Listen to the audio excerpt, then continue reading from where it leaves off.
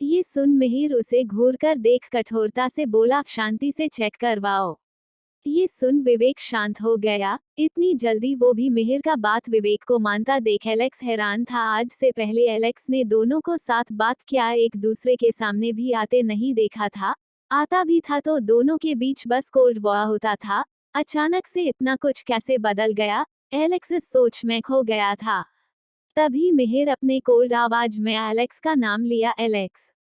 अपना नाम कठोरता से सुन एलेक्स अपने सोच से बाहर आ झट से बोल पड़ा, हाँ हाँ, चेक करो। मिहिर का ये बात सुन एलेक्स विवेक को चेक करने लगा। चेक करने के बाद एलेक्स बोल पड़ा, सब ठीक है, बस कुछ दिन अच्छे से आराम करना। ये सुन विवेक कुछ कहता इससे पहले ही मिहिर बोल पड़ा, तुम इसका टेंशन मत लो, ये पूरा आराम करेगा। एलेक्स उसे फिर अपनी हैरानी से बहरे नजरों से देख अपने मन में ही बोला, कुत्ता बिल्ली कभी दोस्ती भी बन सकते हैं, मैंने कभी सोचा नहीं था। रात बीत चुका था तो शौर्य बोल पड़ा, अगर विवेक ठीक है तो चलो थोड़ा रिलैक्स होते हैं। रिलैक्स का मतलब सभी को पता था। पंछी को छोड़कर विवेक पंछी के तरफ ही देख रहा था। तभी शौर्य बोल पड़ा, पंछी को ईशानी के पास ले जाओ मिहिर, और विवेक की तबीयत के बारे में भी बता देना। ये सुन मिहिर हाँ मैं सिर हिला दिया। वही ये सुन एलेक्स झट से बोल पड़ा, मैं पंछी को छोड़ आता हूँ विवेक के घर और बता भी दूंगा। इतना कह मिहिर की तरफ देख एलेक्स बोला, मिहिर तू सारा इंतजाम कर। पंछी कहीं भी जाने को तैयार थी, बस वो शौर्य के पास नहीं रहना चाहती थी। एलेक्स पंछी को अपने साथ ले जाने लगा। तभी शौर्य बोल पड़ा, कल से स्कूल भी जाना है तुम्हें, पर याद रखना अपना मुंह खोलने की कोशिश की किसी के सामने तो उसका भुगतान तुम्हारी मम्मा को झेलना पड़ सकता है।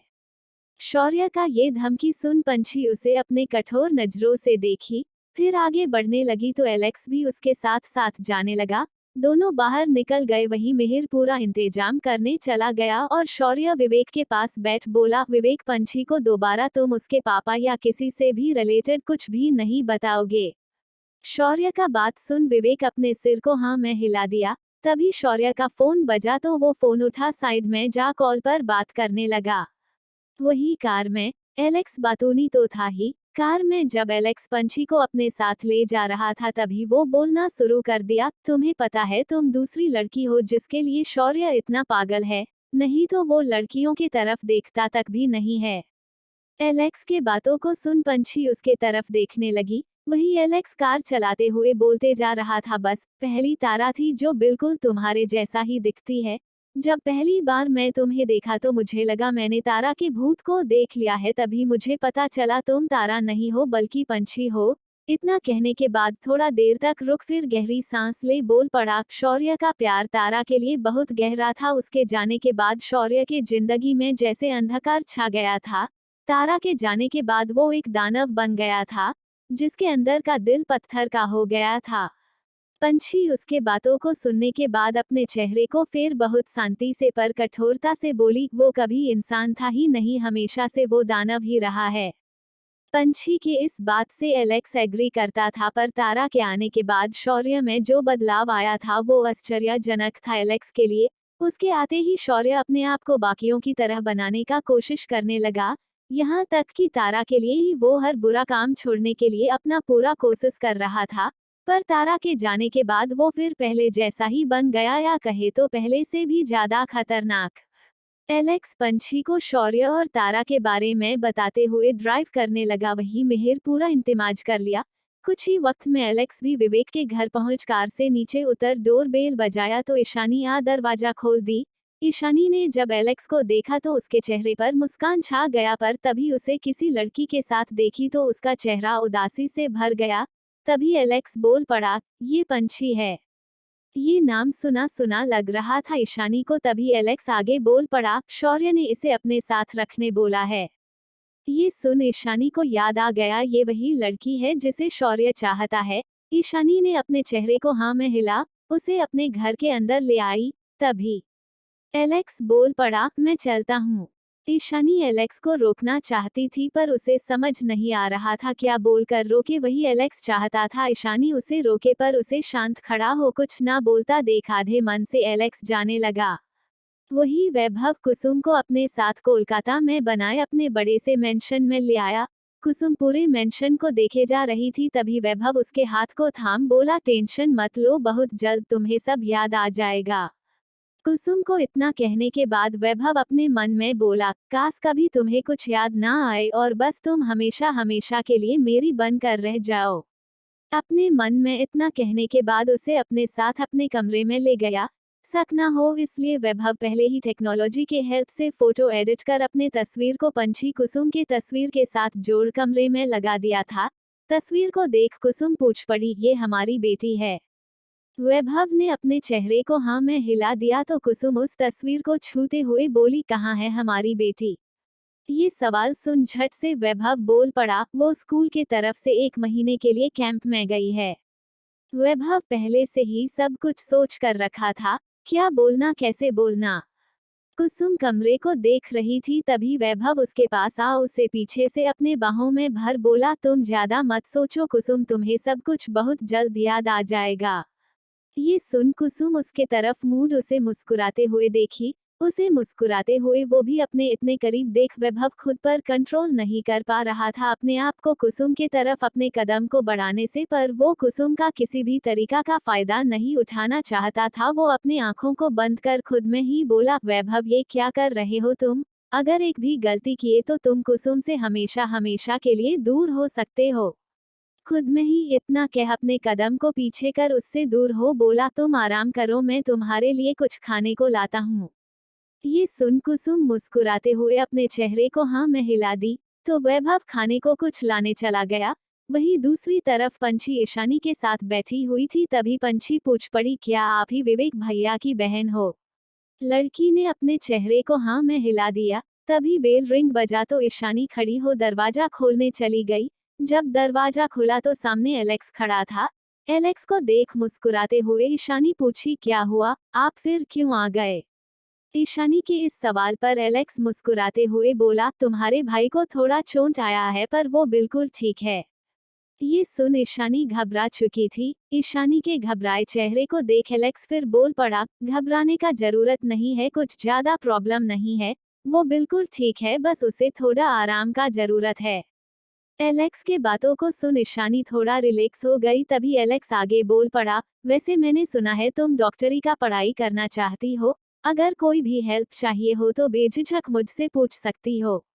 ये सुन ईशानी मुस्कुराते हुए अपने चेहरे को हाँ में हिला दी तो एलेक्स फिर बाय बोल चला गया। एलेक्स के जाते ही ईशानी अपने भाई को कॉल लगा दी। वहीं दूसरी तरफ मिहिर सब इंतजाम कर दिया। अब बस एलेक्स के आने का इंतजार ही कर रहे थे। वहीं विवेक अपने बहन को फोन पर बात करते हुए उसे समझा रहा था कि टेंशन ना ले, वो बिल्कुल ठीक है। कुछ देर बीत गया, एलेक्स भी वहां पहुंच गया। एलेक्स के आते ही मिहिर ने सबके लिए पैक बनाया। चारों अपना अपना पैक उठा लिए, फिर एक साथ चेयर्स करते हुए साथ एक ही घुट में पी अपने अपने ग्लास को टेबल पर रख दिए। तो मिहिर सभी के लिए फिर दूसरा पैक बनाने लगा। तभी एलेक्स बोल पड़ा, मिहिर आज तेरे बैचलर पैड फ्लैट में कोई लड़की नहीं दिख रही है। ये सुन विवेक के चेहरे पर उदासी छा गया। वहीं मिहिर ने जब विवेक के उदास चेहरे को देखा तो वो बोल पड़ा, अब मुझे टाइम पास का जरूरत नहीं है। ये सुन एक्साइटेड होते हुए एलेक्स उसके पास आ पूछा, क्यों, कोई मिल गई है क्या? इस सवाल का मिहिर कोई जवाब देता इससे पहले ही विवेक खड़ा हो बोला, मैं और ड्रिंक नहीं कर सकता। इतना कह वो आगे कदम बढ़ाया ही था कि उसका पैर टेबल से फंस गया और वो नीचे गिरने ही वाला था, पर इससे पहले ही मिहिर उसे गिरने से बचा। बोला, अभी भी बच्चे हो क्या जो एक ड्रिंक में चढ़ गया? ये सुन विवेक अपने चेहरे को झुका बोला, मुझे चढ़ा नहीं है। विवेक को इतने मासूमियत से बोलता देख मिहिर के चेहरे पर मुस्कान छा गया। वही एलेक्स शौर्य ड्रिंक करते हुए दोनों के क्यूट से रोमांस को देखे जा रहा था। तभी एलेक्स बोल पड़ा, तुम दोनों को लड़की का क्या जरूरत है, तुम दोनों एक दूसरे के लिए काफी हो।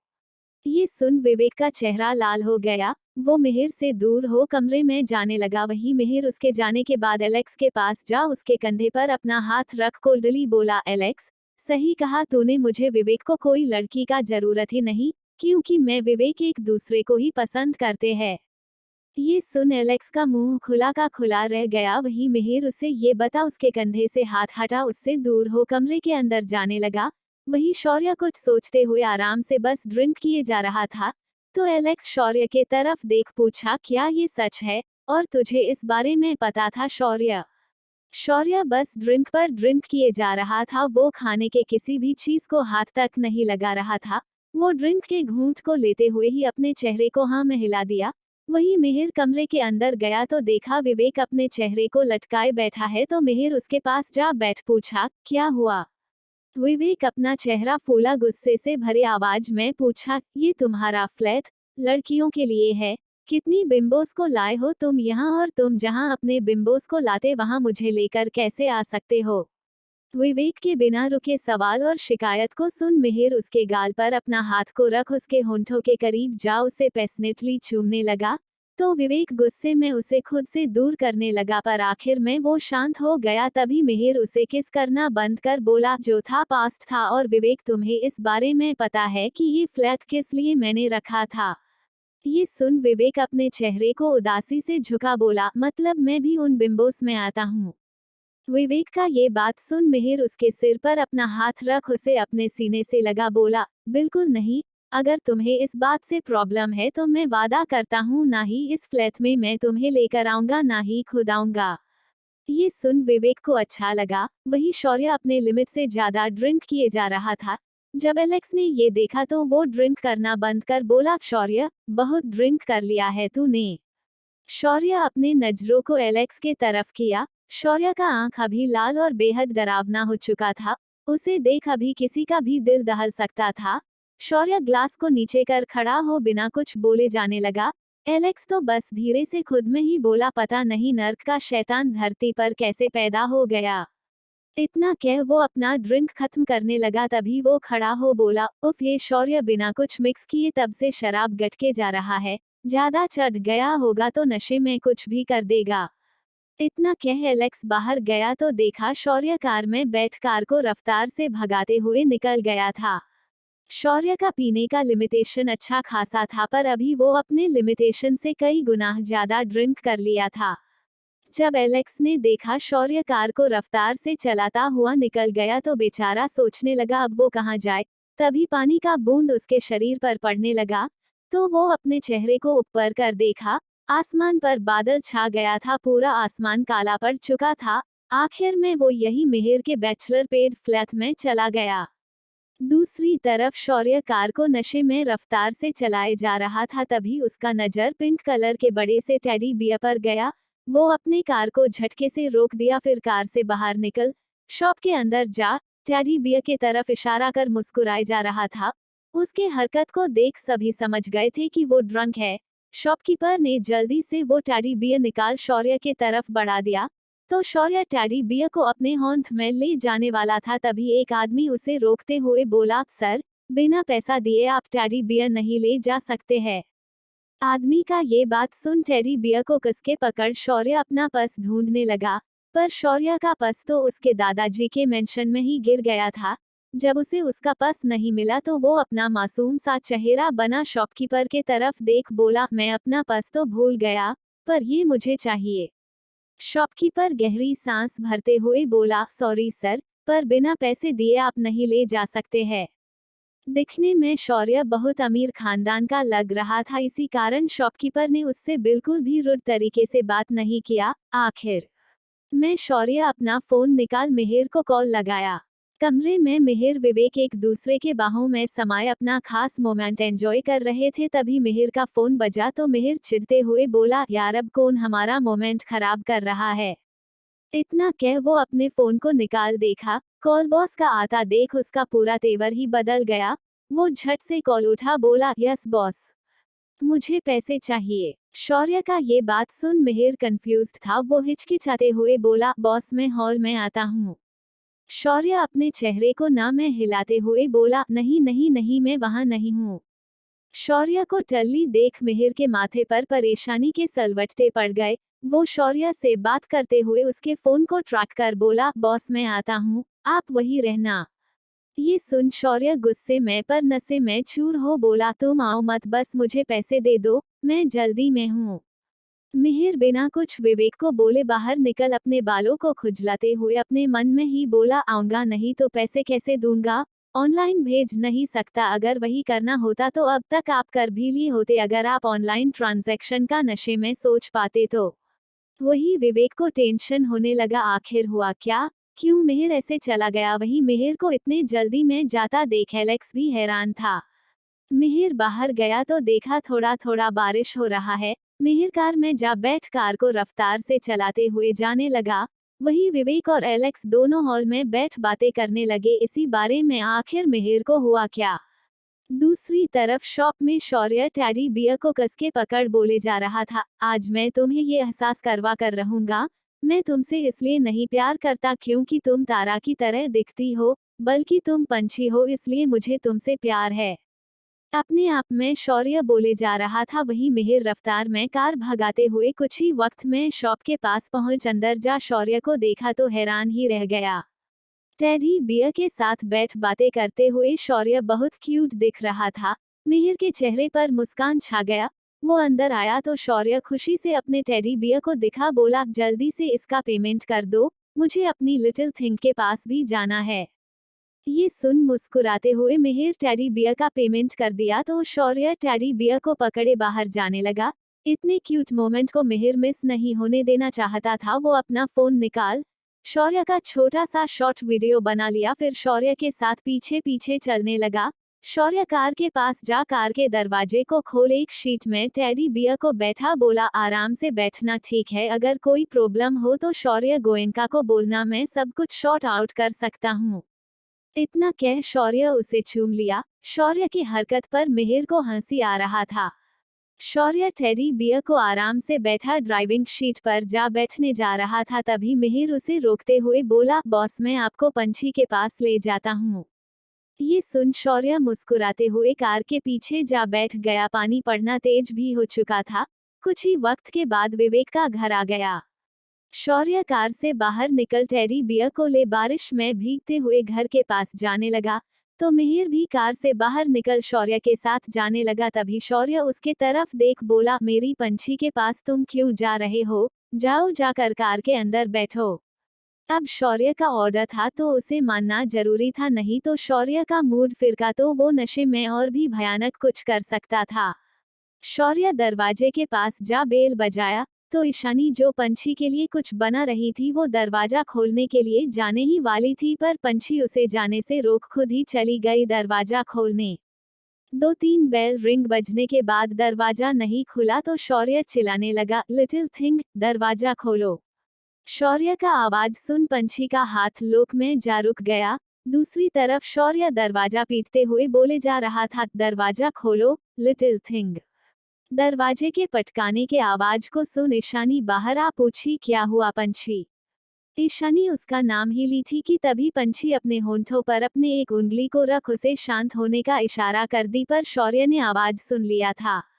शौर्य दरवाजे को पीटते हुए बोला, लिटिल थिंग मुझे पता है तुम यही हो, अगर तुमने दरवाजा नहीं खोला तो मैं दरवाजा तोड़ दूंगा। ये सुन पंछी बाहर देखने के लिए दरवाजे का लॉक ऊपर कर बाहर खड़े शौर्य को देखी, जो बारिश में पूरी तरह भीग चुका था। उसे बारिश में भीगा साथ ही उसके हाथ में बड़ा सा टेडी बियर देख पंछी को वो दिन याद आ गया जब शौर्य मानव बनकर उसके लिए बड़ा सा टेडी बियर लेकर आया था। उसके आंखों में आंसू का रेत भर गया। वो रोते हुए गुस्से में चिल्लाते हुए बोली, दरवाजा तोड़ना तो तोड़ दो, पर मैं दरवाजा नहीं खोलने वाली हूँ। इतना कह वो दरवाजे से जा कमरे के तरफ जाते हुए बोली, ईशानी दीदी अगर आपने दरवाजा खोला तो हमारे बीच जो दोस्ती हुई है वो कट्टी में बदल जाएगा। इतना कह पंछी तो कमरे के तरफ बढ़ गई, पर ईशानी वही खड़ी हो सोचने लगी अब वो करे तो करे क्या। कल ही उसने दरवाजे को रिपेयर करवाया था और आज ही बेचारा टूट जाए, ये ईशानी होने नहीं दे सकती थी। और तो और जब से वो बीमार हुई थी तब से वो घर में ऐसी बंद हो गई कि सभी दोस्तों से उसका कांटेक्ट खत्म हो गया। इतने वक्त के बाद वो भी इतनी प्यारी दोस्त उसे मिली थी। कटी तो ईशानी अपनी दोस्त से हो नहीं सकती थी। बेचारी अपने दरवाजे को कुर्बान करना ही सही समझ वो भी अंदर की तरफ चली गई। वही पंछी खिड़की के पास खड़ी हो बाहर बारिश को देखने लगी। दूसरी तरफ शौर्य दरवाजा नहीं खुला तो बेचारा अंदर जाने के लिए दूसरा रास्ता बारिश में भीगते हुए देखने लगा। तभी उसे खिड़की के पास खड़ी पंछी दिखी। पंछी का नजर भी शौर्य की तरफ चला गया। शौर्य बारिश में भीगते हुए टेडी बियर को आगे कर उसके साथ जमीन पर बैठ टेडी बियर के दोनों हाथ को उठा उसके कान पर टच कर चिल्लाते हुए बोला, लिटिल थिंग, जो कुछ भी मैंने किया है उसके लिए सॉरी। प्लीज एक बार मुझे चांस दो, मैं वादा करता हूँ तुम्हें मैं इतना प्यार दूंगा कि तुम मेरे सारे बुराइयों को भूल जाओगी। पंछी अपने बड़े बड़े आंखों को और बड़ा कर शौर्य को देखने लगी। वही ईशानी शौर्य को देखते हुए पंछी से बोली, पंछी, शौर्य भैया इतने भी बुरे नहीं है जितना तुम सोच रही हो। ईशानी के बातों को सुन पंछी ईशानी के तरफ देख बोली, ईशानी दी, मैंने अपने पापा को खोया है सिर्फ शौर्य के वजह से। मैं कैसे ऐसे इंसान को अच्छा समझूं जबकि इसने मेरे जिंदगी के सबसे खास इंसान को मेरे जिंदगी से हमेशा हमेशा के लिए दूर कर दिया है। तो इतना कहते हुए पंछी के आंखों से आंसू बहने लगा तो ईशानी पंछी को अपने गले से लगा ली। वहीं शौर्य बारिश में भीगे जा रहा था। आखिर में मिहिर उसे ले जाने को आया पर शौर्य उठने का नाम ही नहीं ले रहा था। वो चिल्लाते हुए बोला, मुझे मेरी लिटिल थिंग चाहिए, मुझे लाकर दो तभी मैं जाऊंगा। शौर्य की हरकत पर मिहिर को समझ नहीं आ रहा था वो करे तो करे क्या। आखिर में वो अपना फोन निकाल विवेक की बहन को कॉल कर दिया। ईशानी जा फोन जैसे ही उठाए मिहिर बोल पड़ा, कॉल पंछी को दो। ये सुन ईशानी पंछी के पास जा फोन स्पीकर पर कर दी। तभी मिहिर बोल पड़ा, पंछी, मुझे पता है तुम बॉस से बहुत नफरत करती हो और मैं तुम्हें नफरत करने से रोक नहीं रहा हूँ, पर अपने पिता के मौत का सजा अगर किसी को देना ही है तो राघव को दो, जिसके बेटे को तुमने बचाया था। बॉस तो तुम्हारे पिता को सिर्फ टार्चर किए थे ताकि वो बॉक्स मिल जाए। अगर तुम्हारे पिता के जगह बॉस उनके कब्जे में होते तो तुम्हारे पिता भी उनको टार्चर करते, या फिर शायद तुम्हारे पिता भी उस वक्त बॉस को जान से मार देते, पर बॉस कभी भी तुम्हारे पिता को जान से मारने का नहीं सोचे थे। वो तो राघव था जिसने बिना बॉस के परमिशन का तुम्हारे पिता को मार डाला। अपने बात को कहने के बाद मिहिर फोन रख दिया। पंछी अपने नजरों को उठा खिड़की से बाहर कर शौर्य के तरफ देख खुद में ही बोली, आखिर क्या है उस बॉक्स में, क्यों सभी उसे पाने के लिए एक दूसरे के जान के प्यासे है। इतना कह पंछी घर से बाहर जाने के लिए भागते हुए गई, फिर दरवाजा खोल शौर्य के पास गई। पंछी को अपने पास आता देख शौर्य मुस्कुराते हुए खड़ा हो उसके करीब जाने को हुआ, पर पंछी अपने कदम पीछे कर बोली, शौर्य, अगर तुम सच में मुझसे प्यार करते हो तो मुझे वो बॉक्स दे दो। पंछी का ये बात सुन शौर्य के हाथ से टेडी बियर जमीन पर गिर गया। वो अपने उदासी से भरे स्वर में बोला, लिटिल थिंग, कुछ चीजें मेरे हाथों में नहीं है, मैं उसे चाहकर भी नहीं दे सकता हूँ। अगर वो तुम्हारे पास रहा तो मैं तुम्हें खो दूंगा। इतना कह पंछी के करीब फिर गया तो पंछी अपने कदम को फिर पीछे कर बोली, आखिर उस बॉक्स में ऐसा है क्या। पंछी के इस सवाल पर शौर्य इस बार उसके करीब जा उसके हाथ को मजबूती से पकड़ अपने करीब खींच धीरे से बोला, कुछ ऐसा जिससे पूरा दुनिया तबाह हो सकता है।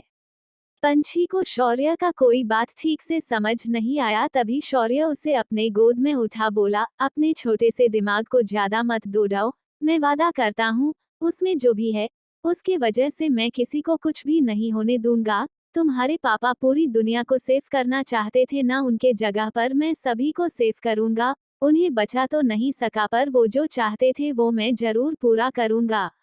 शौर्य के बातों पर भरोसा करना पंछी के लिए मुश्किल था, पर शौर्य के आंखों में पंछी को सच्चाई नजर आ रहा था। पर पंछी एक बार फिर शौर्य से धोखा नहीं खा सकती थी। शौर्य पंछी को अपने गोद में विवेक के घर के अंदर ले जा, विवेक के कमरे के अंदर ले जा उसे अपने गोद से नीचे उतार दिया। बारिश में इतने देर तक भीगने की वजह से शौर्य का नशा भी थोड़ा उतर चुका था। ईशानी भी वही मौजूद थी। उसे देख शौर्य बोला, ईशानी, तौलिया लेकर आओ, साथ ही कोई ड्रेस ले आना। ये सुन ईशानी झट से लेने चली गई। मिहिर भी कमरे के बाहर खड़ा हो दोनों को देखे जा रहा था। वही शौर्य पंछी को अपने बाहों में भर बोला, लिटिल थिंग, मेरे करीब रहो, तुम्हें गर्माहट महसूस होगा। शौर्य की बातों को सुन पंछी अपने आप को शौर्य से दूर करने का कोशिश करते हुए बोली, तुम बहुत गंदे महक रहे हो, मुझसे दूर रहो। पंछी का ये बात सुन शौर्य उसे अपने में और कसके समेत अपने सेडिक्टिव आवाज में बोला, तो मुझे अपने हाथों से नहलाकर साफ कर दो ताकि मैं अच्छा महकूं। मिहिर दोनों के रोमांटिक मोमेंट को खराब होने नहीं देना चाहता था, इसलिए वो हॉल जाते हुए बोला, पंछी के आने से बॉस में बहुत चेंजेस आ रहा है। वही ईशानी तौलिया के साथ ड्रेस ले विवेक के कमरे के तरफ बढ़ रही थी, तभी मिहिर को देख वो एक तौलिया उसे दे अपने भाई के कमरे के तरफ चली गई। कमरे के पास जा उसने दरवाजा नॉक किया तो शौर्य उसके तरफ देख बोला, अंदर रख दो। ईशानी अंदर आ कपड़े को बेड पर रख बोली, शौर्य भैया, भैया का ये नया ही कपड़ा है, आप इसे पहन सकते हैं। ठीक है। शौर्य ने जब ये कहा तो ईशानी कमरे से बाहर जाने लगी, तभी शौर्य फिर बोला, दरवाजे को बंद करते हुए जाओ। ये सुन पंछी चौंकते हुए पूछ पड़ी, क्यों? दूसरी तरफ ईशानी बाहर जाते हुए दरवाजा बंद कर दी। ईशानी के जाते ही शौर्य पंछी के जिस्म से उसका भीगा कपड़ा जैसे ही निकालने के लिए छुआ, पंछी अपने कदम को पीछे करने ही जा रही थी, तभी शौर्य उसके कमर को पकड़ उसे अपने करीब खींच अपने सेडिक्टिव आवाज में बोला, लिटिल थिंग, गीले कपड़ों में तुम्हारा ब्रा दिख रहा है, मुझे नहीं पता था तुम इतनी सेक्सी दिखती हो। शौर्य का ये बात सुन पंछी का चेहरा लाल हो गया। वो अपने आप को शौर्य से छुड़ाने का कोशिश करने लगी, पर शौर्य उसे अपने बाहों से दूर नहीं जाने देना चाहता था। शौर्य उसके गर्दन को चूमने लगा, तो पंछी उसे खुद से दूर करने की कोशिश करने लगी। तभी शौर्य उसे अपने गोद में उठा बेड के पास ले जा उसे बेड पर रख उसके दोनों हाथ को पकड़ अपने सेडिक्टिव आवाज में बोला, काश मैं तुम्हें इसी वक्त अपना बना पाता। इतना कह उसके होंठों के करीब जा उसके कोमल होंठों को चूमने लगा, तो पंछी छटपटाने लगी। छटपटाते हुए पंछी अपने पैर चला रही थी, तो शौर्य उसे चूमते हुए ही अपने पैर से उसके पैर को दबा पैशनेटली चूमते हुए अपने पैर को धीरे धीरे उसके दोनों पैर के बीच ले गया। तो पंछी की धड़कनें तेज हो गई। चूमते हुए उसके तेजी से धड़कते दिल को सुन शौर्य उसे चूमना बंद कर उसके आंखों में कुछ वक्त देखा, फिर उसके माथे को प्यार से चूम उससे दूर हो बोला, डोंट वरी लिटिल थिंग, अभी मैं कुछ नहीं करूंगा। इतना कह उसके शरीर के तरफ देख बोला, जल्दी से अपना कपड़ा बदल लो, नहीं तो ऐसे देख मेरा मन बदल सकता है। ये सुन पंछी झट से उठ सामने रखे कपड़े को उठा बाथरूम भाग गई। वही दूसरी तरफ पुराने गोयनका मेंशन के सामने बने कारखाना में राजनाथ गया। कारखाना के अंदर ना ही रोशनी था ना ही प्रॉपर ऑक्सीजन। राजनाथ को आता देख गार्ड दरवाजा खोल दिया, तो राजनाथ कारखाने के अंदर जा बेड़ियों से बंधे आदमी के तरफ देख मुस्कुराते हुए बोला, अब मुझे तुम्हारा जरूरत नहीं है। इतना कह उसने उस बॉक्स को दिखाते हुए बोला, जो चाहिए था वो मेरे हाथ लग चुका है। इतना कह राजनाथ उस बॉक्स को खोला। वो उस बॉक्स के अंदर रखे बड़े से पेपर को निकाल उस आदमी के तरफ शो किया।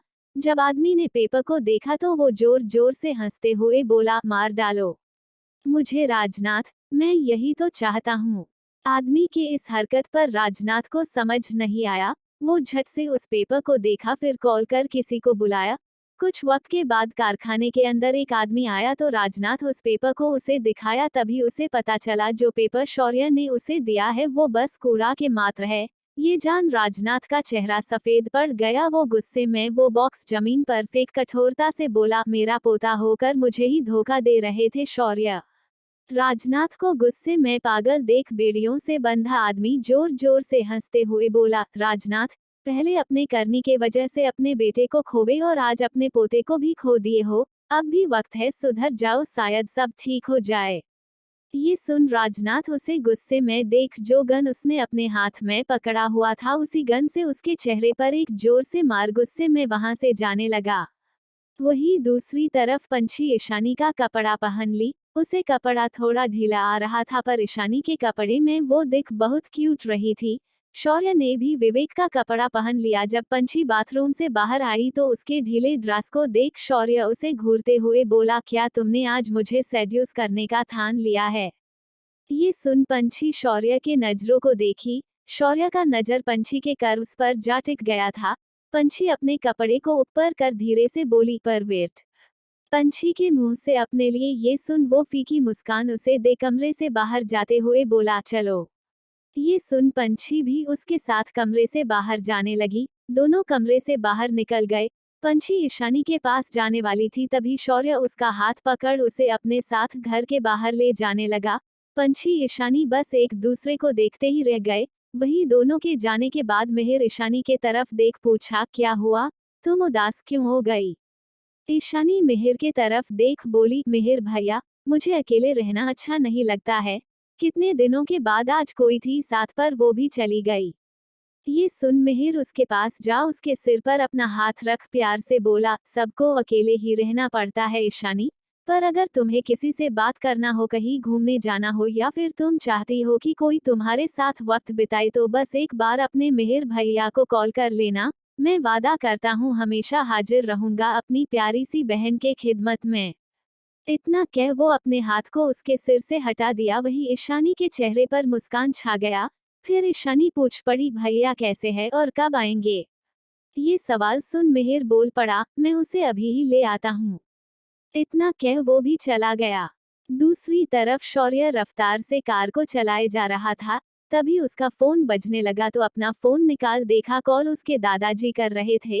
अपने दादाजी का कॉल इग्नोर कर उसने अपने फोन को साइलेंट कर दिया। वहीं दूसरी तरफ ईशानी ने जब देखा शौर्य भैया का लाया हुआ पंछी के लिए टेडी बियर पानी में पूरी तरह से भीग चुका है तो उस टेडी बियर को अंदर ला वो उसे अपने हेयर ड्रायर से सुखाने लगी।